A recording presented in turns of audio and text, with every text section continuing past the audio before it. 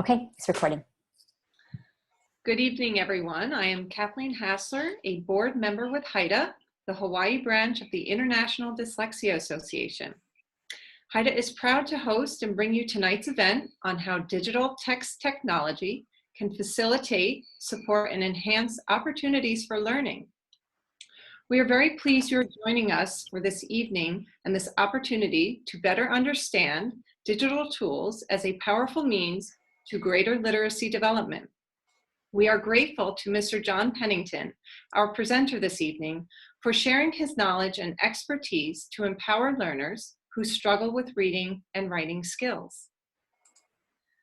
Before I formally introduce Mr. Pennington, I'd like to take a moment to thank all of our members, donors, and sponsors for their support in bringing events like this free webinar to our community. Your support allows us to help increase awareness of dyslexia, provide support for individuals with dyslexia to their families and educators, promote teacher training, and improve literacy for struggling readers.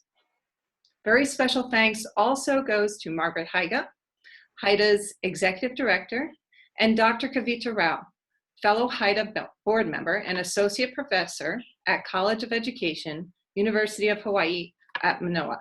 We appreciate her expertise and help in facilitating tonight's webinar. Some additional logistics we'd like to point out include your audio video has been turned off, and we kindly ask that everyone keep their audio and video off throughout this presentation so that we may provide a clear webinar experience. You can put your questions in the chat box where Dr. Rao will monitor and Mr. Pennington will periodically respond. It is now my honor to introduce our presenter, Mr. John Pennington. John Pennington has presented at numerous conferences, conducted dozens of workshops, and coordinated several international student exchange programs. He is currently pursuing a PhD in Learning Design and Technology at the University of Hawaii while working as the Instructional Technology Specialist at Asset School. Mr. Pennington will be offering specific strategies and providing demonstrations of various digital tools to enhance and support literacy skills. I will now turn it over to John and Kavita.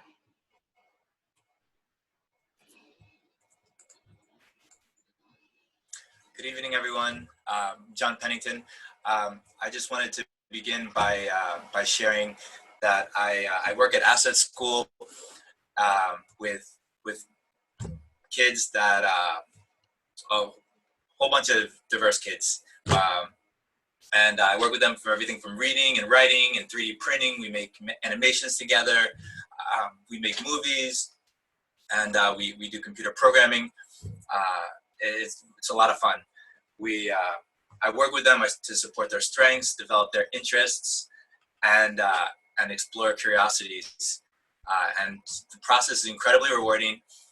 Each of these kids is so bright and so talented, and it really makes my job just wonderful each and every day. This is a photo from not too long ago. We took a trip to the Apple store in Ala Moana, and we worked with some of the people at the Genius Bar to learn how to use iMovie. So the presentation today is organized around 4 areas. The first area we're going to cover pretty briefly on the importance and the issues of literacy. Then we're going to go into technology solutions. This is going to be the main component of the presentation tonight. And then we're going to talk about 3 general strategies for reading, which I think you're going to be interested in. They've really helped me and the students I work with. And then lastly, there'll be a time for questions on anything that you saw. So I'm going to be bumping around a little bit for the presentation here. This is my first time giving a presentation while sitting down. So it's a little bit different. I'm a pretty active guy. I wanted to begin by just sharing the great importance of literacy and how it's the part that it plays in our lives, from communication, expressing oneself and persuading people to learning and being able to build upon our learning and store and share information. It's as you think of how you use literacy in your day, each and every day, it's tremendously powerful. In recognizing all of the importance of literacy, we can see that literacy can be a gatekeeper in certain ways. You know, I work with, I mentioned kids at Asset School, and a number of them have language-based learning challenges that kind of cause them to experience challenges in these different areas. And I work with them to kind of overcome those challenges. So anything from, you know, getting into college and pursuing higher education to, you know, advancing in careers and personal growth. I think if you're here today, you know someone that that may have literacy challenges and some of these areas that they've experienced challenges in. So as part of my presentation, I hope to share with you some strategies and some technologies that will be able to help people, you know, as they help my students. So we're going to focus today on reading and reading on mobile devices, and how basically literacy requires reading, and how we can read on these devices. We're going to look at apps that are available on both Android and iOS. At the school I work with, it's an iPad school, so every kid has an iPad. So I'm most familiar with iOS, though I bought an Android phone at one point, and so I'm somewhat familiar with it. I heard the Notes and the Galaxies are pretty good, and I welcome anyone that has Android phones to kind of put their feedback in the chat of how their experience is. I think I might switch back to Android just to see how it's going.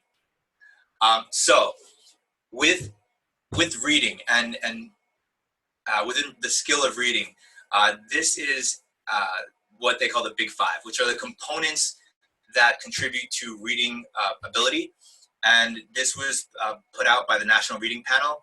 It was a big meta-analysis of major empirical studies that kind of studied reading and what contributed to the success of reading. And there were these 5 areas. So as part of this presentation, I kind of hope to see how how digital text can support reading skill development, specifically by looking at some of those areas. What's really cool is all the new digital technologies are coming out, and how they work with our brains, and how they can extend the abilities that we have and in different ways.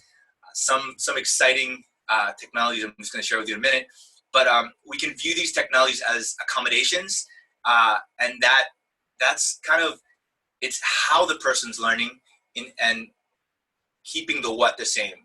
So it doesn't change what they're learning, but basically how they're going about the learning process. And the goal of looking at technology as accommodations is to basically get to the end result with less struggle. And just some basic examples that we kind of use each day, I know I'm very thankful for, is the calculator, and how we can go through these long equations in a much less struggling way with a calculator. And then with our phones and having contact lists, you know, there's so much information that we get from people we meet, you know, where they work, what they do, what their phone number is, and having contact lists on our phone really allows us to recall information about the people we meet and the people we reach out to in a much easier way than storing it the traditional method. When we look at literacy, a great example of accommodation is Audible. Audible offers audiobooks, and there's this whole a lot of research around using your ear to read, listening with your ear, or I'm sorry, reading with your ear as opposed to reading with your eyes. This is the cover of the Audible website, and it says, "Listening is the new reading." I was really excited to see this. I love audiobooks. I love listening to reading. And there's really a gaining acceptability and a gaining love for appreciating books in this way.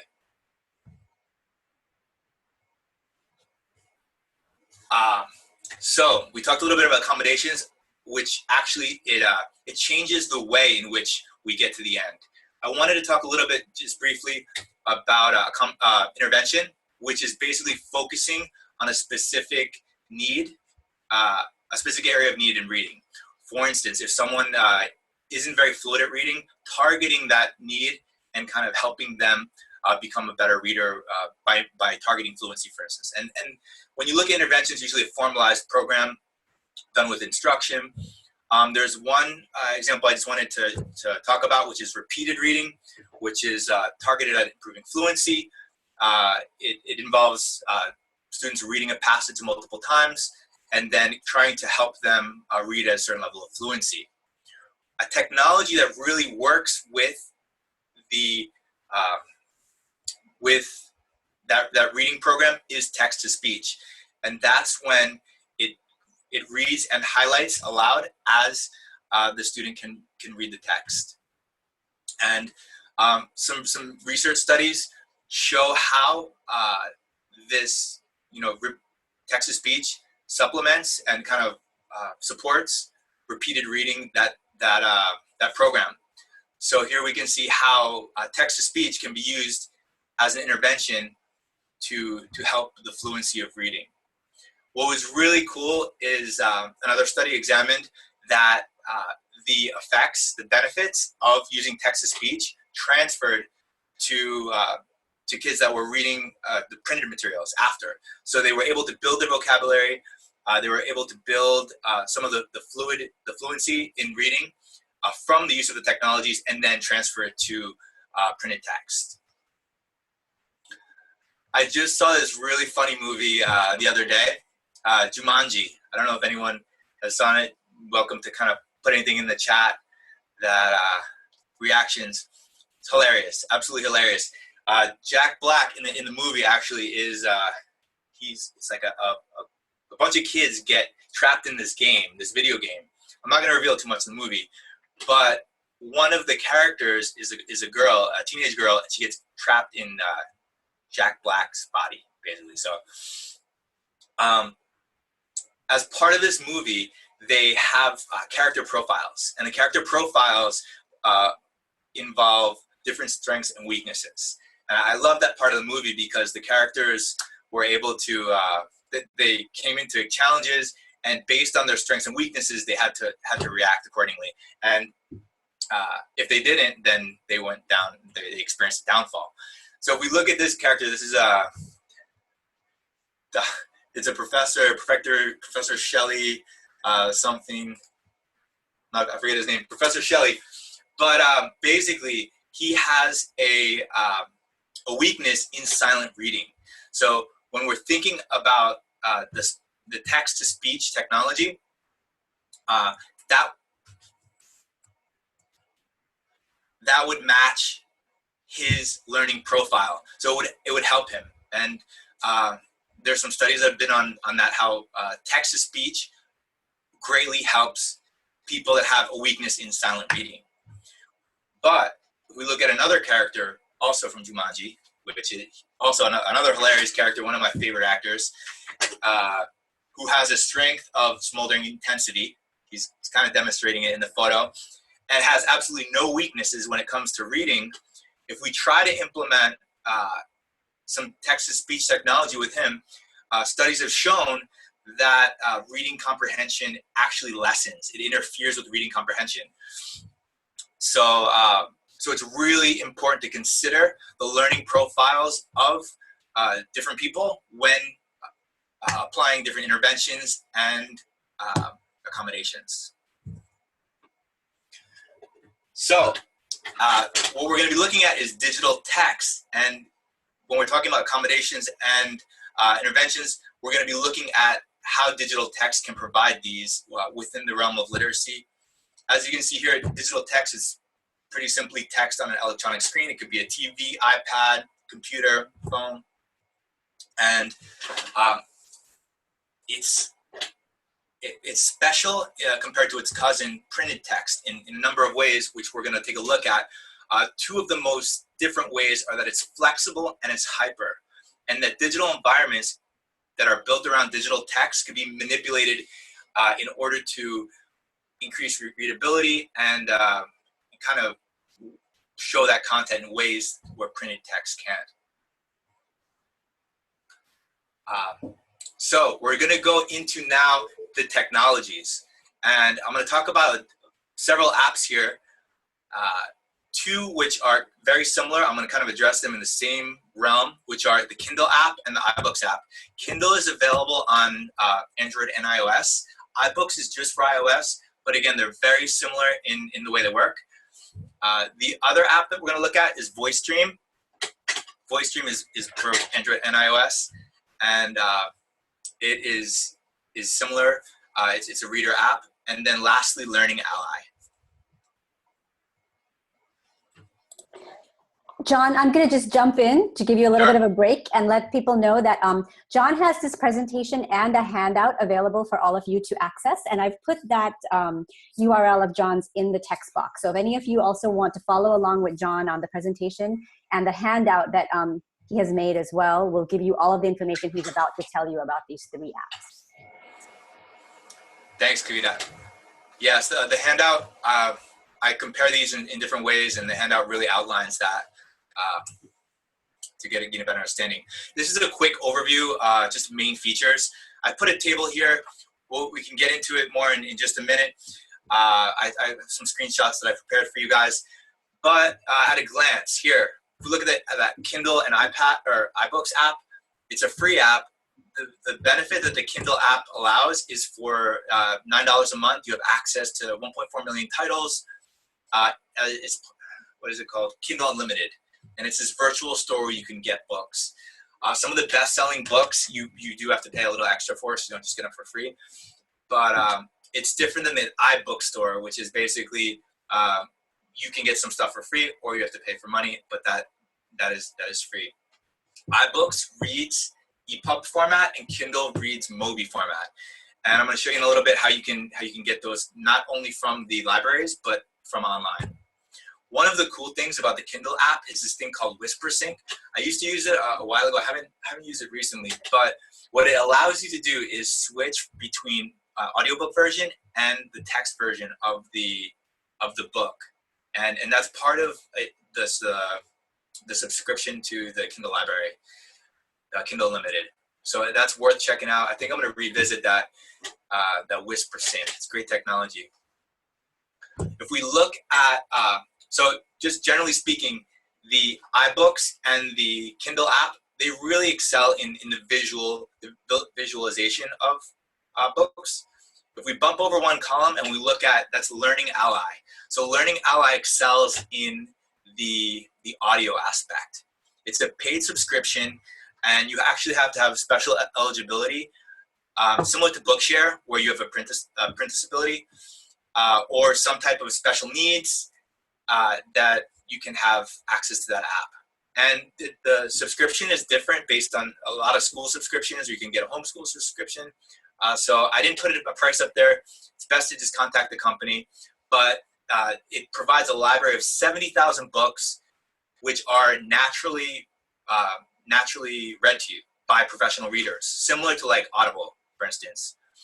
And it also allows you to see the text, like the text-to-speech, where it's highlighted as those professional readers are reading to you, which is really cool. And then lastly is we have VoiceStream here. VoiceStream, it's a about $12. The price fluctuates sometimes in the App Store, but it accesses Bookshare, which, again, you can get if you have special eligibility with language-based learning challenges. But the Bookshare library is huge. 145,000 books is the number I got. And you can really import a wide variety of different formats. So VoiceStream, this last column, really excels on, it's kind of a mesh of the visual and the audio, and really provides the greatest level of customization.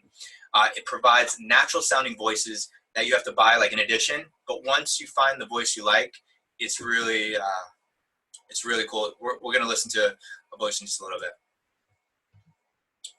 I just want to show you real quick. Here's a slide. There are a number of websites, and if you know of any of these, I'd love if you can paste them in the chat to kind of share with the group, where you can download ebooks and then import them into iBooks or VoiceStream or the Kindle app, for instance. And this is one called ManyBooks. These are, they're just authors that have put out books.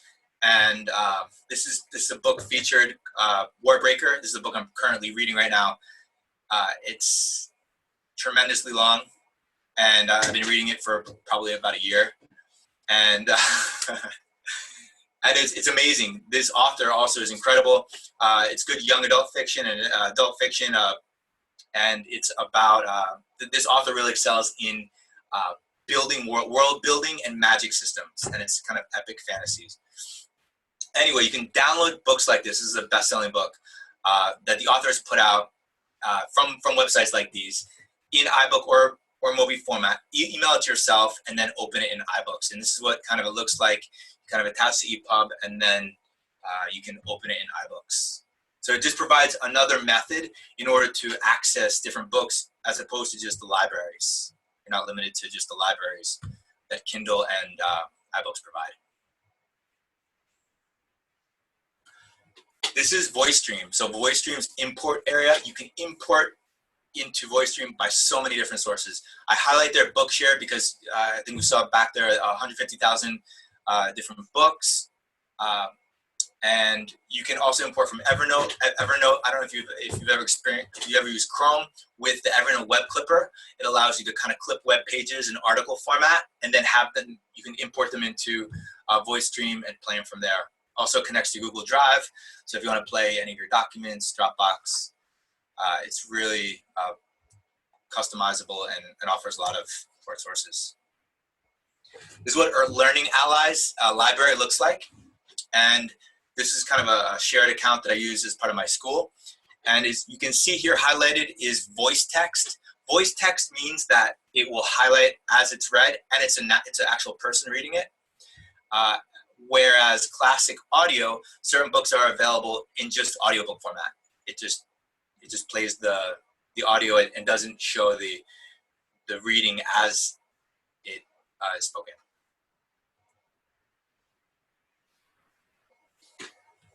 So in this next part, we're going to take a look at the apps that we've kind of been talking about through a lens which kind of talks about the different support types that these apps offer. And I've broken them into four different categories. This is from a typology of resources. There's about 20 different categories, but these four are really present within a lot of the reading applications that are being developed. And so it really provides some clear examples of how these are helping readers.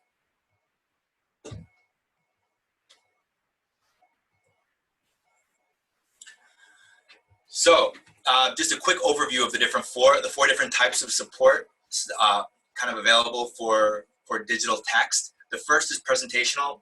We know this. You can change the font, the size, the style, background color, layout, graphics. Navigational is basically you can jump to different sections of the book, table of contents. You can search for a phrase that you maybe remember reading, but then you don't remember exactly where it was in the book.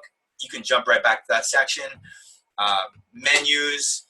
So navigational helps us kind of move through the book if we get lost as to where we were. Translational. This is a feature that allows you to click on words, get synonyms, definitions of a word if you're not sure what it means, have it read to you through text-to-speech. We spoke a bit about that already. There's certain apps allow you to reduce the reading level. And then lastly, it offers text descriptions for images. And this is something that we look at Learning Ally. Learning Ally does that really well. The last category, the fourth category, is notational. And this provides the ability to basically highlight, mark up, take some notes on what you're reading, and then access those notes really easily for sharing, for reflection, for thinking about what you read. The best way to kind of look at these three apps is to look back at the handout that Kavita mentioned, and it kind of, you can see how these different apps offer features within these different categories. I'm going to go through briefly the different categories and just look at some screenshots of the different apps and really highlight how they offer these levels of support. So we'll look at presentational first. iBooks. This is a screenshot from iBooks. You can see the 4 different kind of colors there. Over here, you can choose the theme. Up here, you can adjust the brightness. Some people prefer lighter or dark, brighter or less, and it offers a slider functionality. And then size here, small to large, and fonts. We're going to look a little bit more at these here. So the font type is really good. iBooks and Kindle offer about 10 different fonts. Here, I think there's about a little less than 10 shown. But it really, this is something that you don't have available with printed text. It really allows the reader to kind of customize and feel more comfortable with what they're reading and have control over what they're reading. Font size is really maybe one of the most crucial things. As I've lowered the font size in iBooks right there, I think there's about 10 different font sizes. You can go really big or really small. This is one of the smallest, but words can be intimidating, especially grouped in number as you see there. One of the things that you can do with adjusting font size is to show less amount of words on a page, which really makes it less intimidating, more approachable, and is often a kind of a block to people who are getting into reading. So let's jump over to Learning Ally. This is, again, this focuses more on the audio aspect. So there are some customizations. Here you can see I've lowered the word count a little bit, so this is much less amount of words on a page. There's a slider here where you could control how big or how small the words are. You have 3 different color backgrounds to choose from and text sizes. In Learning Ally, you don't have much control over the font, which was kind of disappointing when I was playing around with this. You do, however, have 3 different highlights. As it reads to you, you can choose in the color what it highlights. Voice Stream, as I mentioned before, is highly customizable. You can change up here the text color to a whole color wheel of colors. Background, highlight. There's pre-selected themes that you can choose from, light and dark, or you can build your own and really change the color of every part of the document. It's really impressive. What's really nice about this, it offers 36 font types. 2 of the fonts, which are like Open Dyslexia and Dyslexie, which are fonts meant for people with dyslexia and helping them read. So I think they're weighted kind of more on the bottom. You also can make it bold or just regular here, which isn't available on the other 2 apps we looked at. One of the coolest things I liked about Voice Stream was we talked about like the amount of words on a page. So not only can you control text size, but you can control the spacing of the characters, and you can control the line spacing, and even the side margins to make them wider or kind of more full. Again, more flexibility, more personalization, more comfort to what the person likes. So this is just basically a summary slide. Just some things to think about as you're experimenting with these different supports. Firstly, think about how you can use them to make yourself more comfortable, the reading experience, and what's helping you and what's distracting you. Based on color, based on size, it can work for you, it could not. And then just lastly, just playing around with the amount of text on the screen.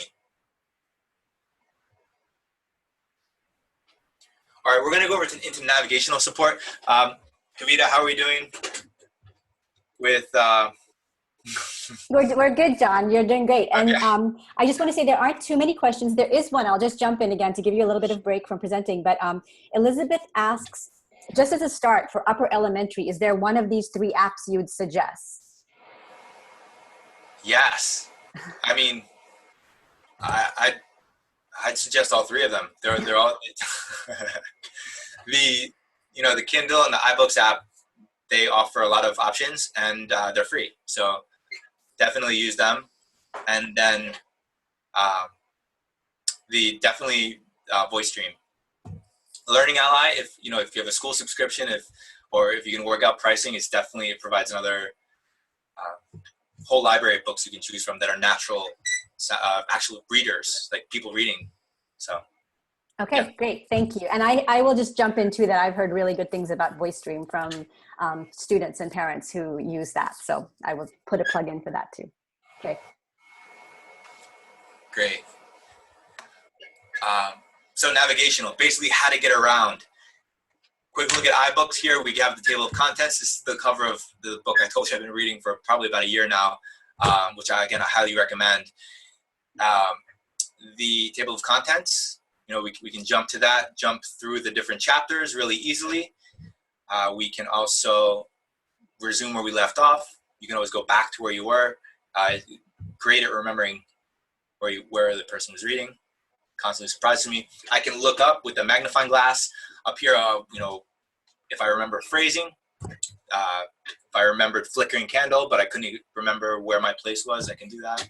I can take bookmarks here by just pressing that button. And then you can always go back and forward. You can swipe left and right with the pages. And then here, this button up here brings you back to table of contents. One of the cool features of a lot of these apps, especially with iBooks, is you can do kind of infinite scrolling. So if you want to kind of just scroll down as you're reading, or if you want to go by pages and kind of flip left and right, it offers different ways to interact with the navigation. Here's a quick look at Learning Ally. Not only do you have a table of contents, but you can jump to the specific page number. By clicking on any of these, you can it'll bring down page 1, page 2, page 3, and then you can jump to that specific page. It also offers, as we saw in the other one, by chapter, which is nice. This is Ender's Game, very popular book, sci-fi. Here's VoiceStream. Navigational support. This is, again, tremendous, the options. You can see here, by clicking here, there's an overlay of where you can jump from chapter to chapter. You can also, with the magnifying glass, search by, you remember, a segment of text. You can also change what this button does. So this is a left and right button. So you can basically change what that button does if you want to jump 60 seconds in the future, if you want to jump by paragraph, jump by heading. I have it set to jump by paragraph, so I can kind of just jump to the next paragraph if I want. Or you can jump to the next highlight. Offers that flexibility. When considering navigational support and just working with kids, how they can use these to stay where they want to be and not get lost, and sometimes there's a lot of buttons, and not to treat them as distractions, but to treat them as resources for where they want to get in the text.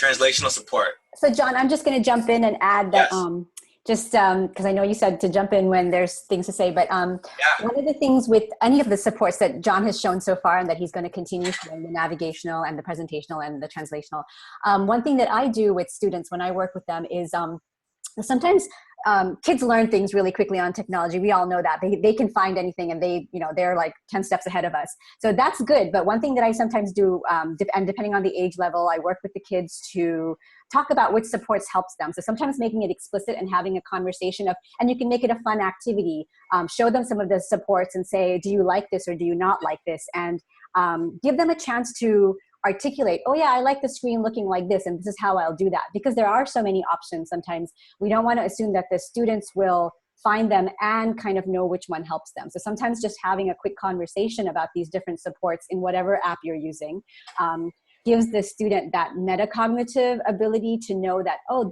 I like this the last time, so I'll do it again when I'm reading another book. So I just wanted to put that in, that sometimes having that explicit conversation with kids with different features, and sometimes I even do it over time. So I don't go through all the features in one sitting, but I might work with a child to pick some things that they like doing, or some ways that they like to manipulate the text one time, and then the next time we read together, we might pick some other features. But it's just making that explicit connection to them of, oh, this works for me, this helps me, so I can do it again the next time I use this digital text tool. Thank you. For each of the supports, thinking like that really is helpful.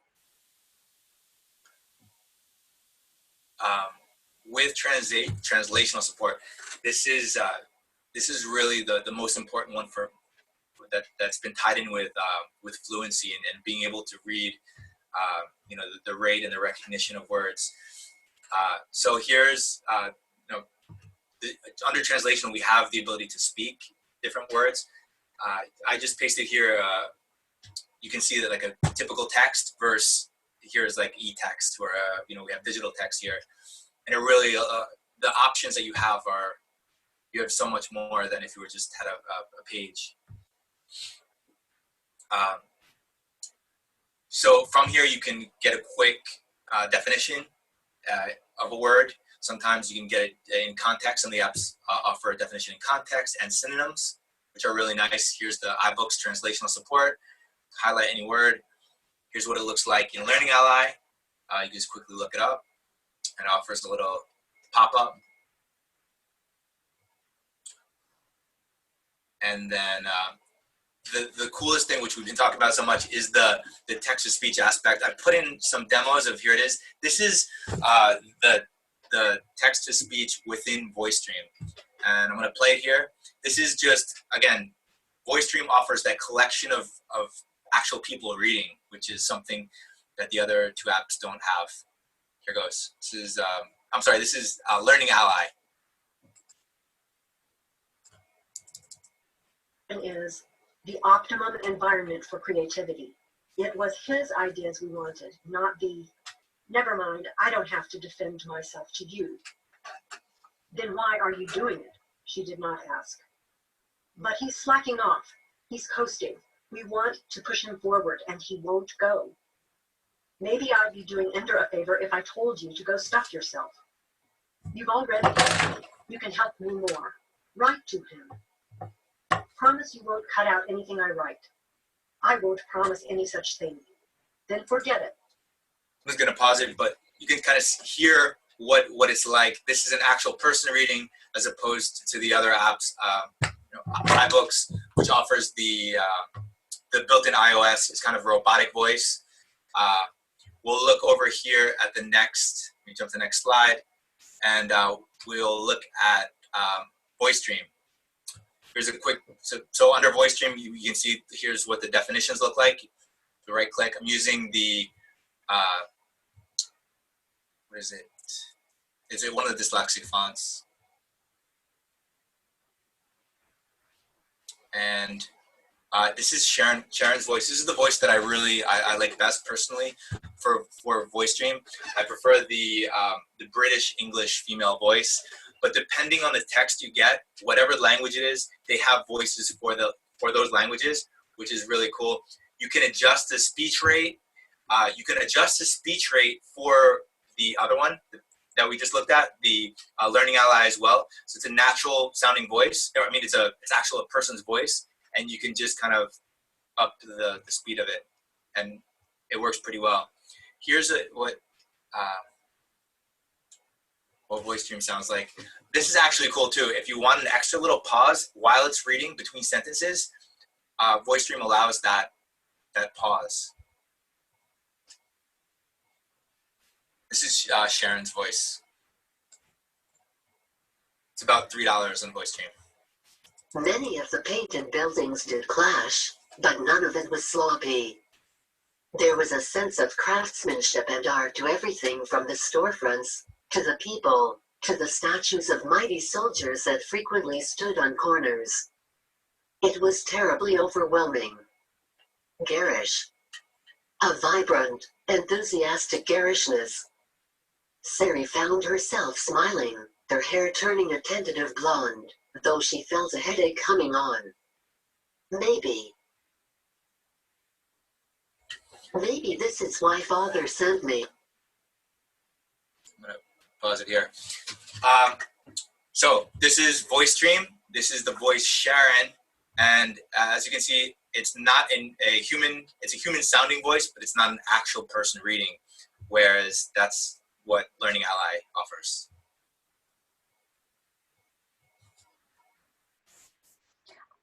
I'll just jump in there to say that that's a huge preference for people. Sometimes I teach college students, and I sometimes have them play around with different things and listen to the voices. And some people hate the computerized voice, and they really want the human voice. And others, they're like, oh, it's okay if it sounds kind of computerized. So that's something you might also want to see. Some people will just stop using the voice if it's computerized and they don't like it. So if you're working with a child who just refuses to use it, maybe check and see what's going on there. Do they not like the voice? Is there something you can do to change even that voice can make a big difference? Yeah, definitely, Kavita. Being, I shared with you, I love audiobooks, and Audible has these narrators, which are incredible storytellers. And then when I can't find a book on Audible and I want to listen to it with this, it's kind of hard. Learning Ally offers the kind of in-between where maybe the storyteller isn't a masterful storyteller, but it's a real sounding voice, and it'll offer highlights as you read it if you want that.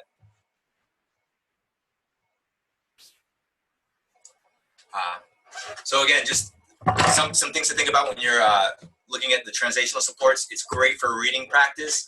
If you're trying to target a specific aspect of reading in the form of like an intervention, and you can use this technology, these supports. And as Kavita mentioned earlier, it's really important to see which kind of experiment and metacognitively think about what's helping you and what's don't, and not use the things that are not helping you and use the ones that are. This is the last category. We're going to quickly look at the 3 apps. This is basically note-taking on the different apps. It most helps comprehension. Basically, this is iBooks. You can highlight, you can put different stickies. Here's an example. You can put emojis on the stickies. One of the things I love about this iBooks and the Kindle app is you can highlight in different colors, and then when you look back at your notes, you can look at the different color highlights. So if you have a code for highlighting, whereas yellow is favorite quotes that I want to remember, or blue is questions that I have that I wasn't clear about, or that I want to kind of look up online because I didn't really understand that part really well. And this kind of stuff can be shared with teachers, it can be shared with parents. So I really like that color aspect. Here's what the notational support looks like in Learning Ally. It's just a kind of a sticky note. You press the button up here, and it'll allow you to kind of type or write in any way in that box, and then access it through here. Not as beautiful as the iBooks. Exploring these different apps, you wonder, oh wow, why doesn't all of these apps offer all the features? But different apps excel in different areas. Here's voice stream. So you can highlight in different colors. You can add notes, and then when you kind of look at them, it'll show you the highlighting, and then basically your note. But it doesn't offer you the colors. You can when you look back at them, you can't kind of sort by color, but when you just highlight, it'll show you the color. When you're doing the note taking, again, thinking about how are you using this? You can do think aloud with a teacher or parent as to why would I want to use these notes, how to use these notes, actual take notes using this process in a real life context. And then think about really how this feature could help you with comprehension, with understanding what you're reading in a better way. You can, I'll jump in again. You can make it a fun game too. You can, what I do with some kids is if I'm doing one-on-one reading is find evidence of this or find something that's this and then write a note. So you can actually make it kind of interactive and have the kids do a hunt for something that might be a comprehension question or a type of character or a setting. So the notations, and the other thing is you can have them highlight different things in different colors and make it kind of a, not a game, but something fun and interactive for them to look for as they're reading. So it makes it a little more engaging as they're reading the text. Definitely. It's definitely something that I work with teachers to create practice activities and explore with kids. This is kind of just an app I wanted to mention. It was recommended to me by someone that I met with at understood.org, and it is similar to VoiceStream, and it's available on Chrome, iOS, various different operating systems, and it offers a lot of the same features that VoiceStream offers at not as much price, and it's something worth checking out. Chrome, and basically a lot of the developments are within Chrome, which you can access from the web browser, but also on Chromebooks. Chromebooks are huge in schools now, so it's worth checking out. And we're just going to end with these last the three strategies for reading, and I'm going to talk to you a little bit about some of the tools I use. First, customizing your environment, thinking about the actual environment in which you're reading in. You know, the lighting that you like.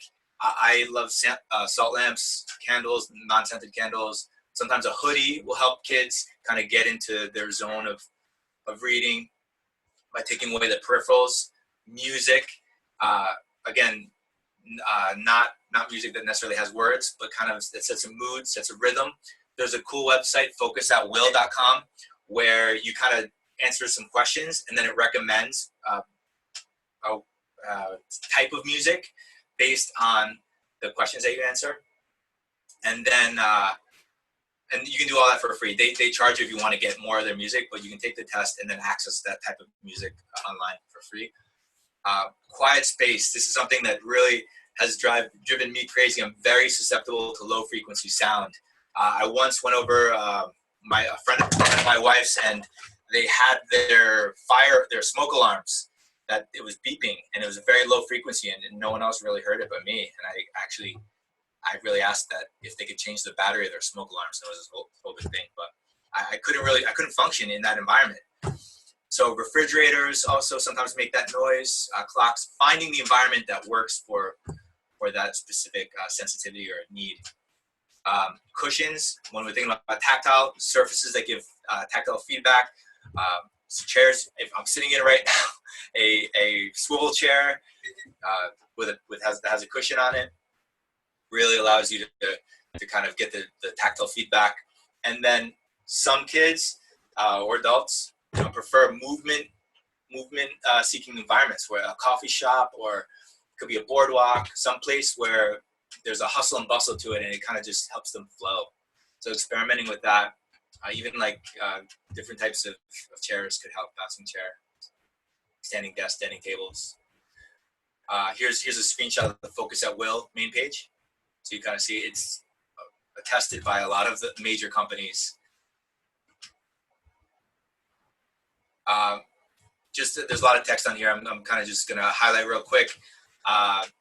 Helping kids choose books that are meaningful to them.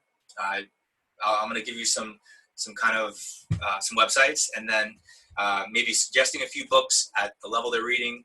Maybe working with them through a few of these sites. This is Goodreads. Goodreads is like a social network for books. I go to it all the time when I hear about a book. You can read, write reviews. You have to be 13 years old to actually read and write reviews, but you can explore the site without being that age. You can follow your friends. Quality site. It is the social network for reading. For younger kids under 13, they can create accounts at Biblionasium. We use a lot at our school, and it's same concept as Goodreads. Recommendations and a lot of opportunities to explore books. And then lastly, minimizing threats and distractions. Finding that comfortable place where you are going to feel good about reading. for me, it's, places that aren't around people so much, because that leads to disruption. People asking me questions, or maybe me wanting to talk with them. So we work with different kids in our school, allowing the place to be somewhat self-selected, peaceful, isolated, and lastly, familiar. One of the things I use is a timer to sustain focus. I use this for reading, but I also use this mostly for writing. This is a great app called Be Focused. You can get it for a computer, or you can get it for your phones. And it's basically just a time tracking app, and you can track different tasks, and then look at basically what you've done. I use it for my my dissertation writing. It really helps me feel good about what I've been writing and how much I've been accomplishing. And you can track by like work session, and you can set the number of how long a work session is. And when you get there, it congratulates you, which is wonderful. I just want to thank everyone for being able to attend tonight. I want to help you with whoever it is you're working with in order to help them with digital text and improving literacy. I want to just say big mahalo to Kavita and the board, the HIDA board, for this opportunity. It's really been a pleasure, and I want to be in touch and continuing to help. Please feel free to reach out to me. This is my email, and thank you. I'm going to turn it over to Kathy. Actually, do we want to check and see if anybody has any questions first? Oh, yes. We have a pretty quiet group on the chat box, and so if anybody has any questions, feel free to type in, or you can unmute your mic and ask John. We'll give folks maybe 30 seconds to see if anybody jumps in. Sure. And also, for those of you who may not have seen the chat box, in the chat box, you will see also the links to John's handouts and his slides if you want them for future reference.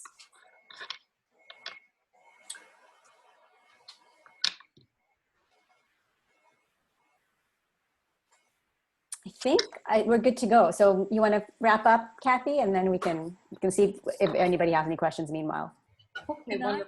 Ask where the links are to the audio again? Oh, yes. Not the handouts, rather. Sorry. Yes, I'll put the links in the chat box. Can you see the chat box, whoever asked that question? I don't see, I see just people's, the images and boxes, but I don't see a chat box. No. If you go to, on your Zoom screen, if you mouse over it, you'll see a icon that looks like a little chat icon. If you click that, you'll see a chat box. Okay, I see that. Okay, so I'm putting that John's handout, a link to his handouts there now again. Yeah. Okay, perfect. Thank you. Yeah, and John, he's going to keep those up so you can look at them anytime. You can download them anytime.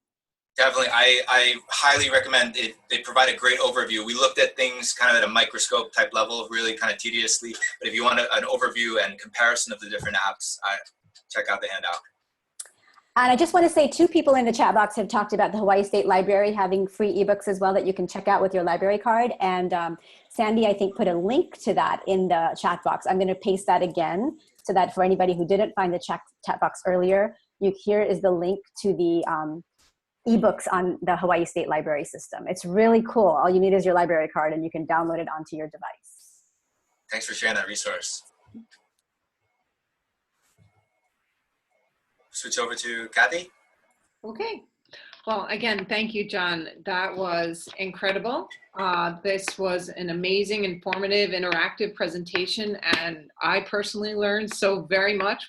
I'm excited to use some of those really awesome apps that you showed for us, so thank you so very, very much. Many thanks to Margaret Haiga and Dr. Kavita Rowe for her tech support tonight. She is our guru, and we appreciate her very much, so thank you so much, Kavita. Before we close this evening, I do want to share some very exciting information about an upcoming event you will not want to miss. If you see on your screen there, it's information on our annual fundraiser, and it's being held April 20th from 6 p.m. until 9 p.m. on Oahu at the Royal Hawaiian Golf Club in Kailua. Please share this information with your family and friends for a fun-filled evening.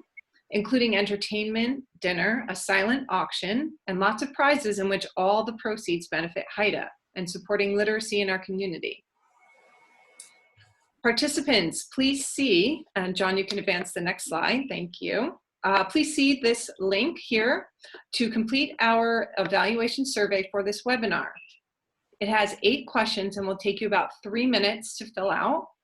We appreciate you taking a few moments to provide useful information for us so that we can receive your feedback and help us plan future webinars and workshops. Finally, we invite you to follow us on Facebook and visit our website regularly to learn about upcoming events. On behalf of Haida this evening and the program committee, we sincerely thank John for sharing his expertise. Margaret, Kavita, and all the participants for your time and commitment to help struggling readers and those who teach and parent them. We will leave our link up for a few minutes for those of you who may need to finish it up later, or we will also be sending a follow-up email for you to complete the evaluation at a later time. So John, if you could just maybe go back to our link for just a moment there, perfect. So we'll leave that up there while we just wish everyone a wonderful night, and thank you again for everything you do for our readers. Thank you. Have a good night. Good night. So we'll hang out just for a little while longer if anybody has questions, and if you don't, you can leave the meeting just by going to the bottom of the screen and saying leave meeting.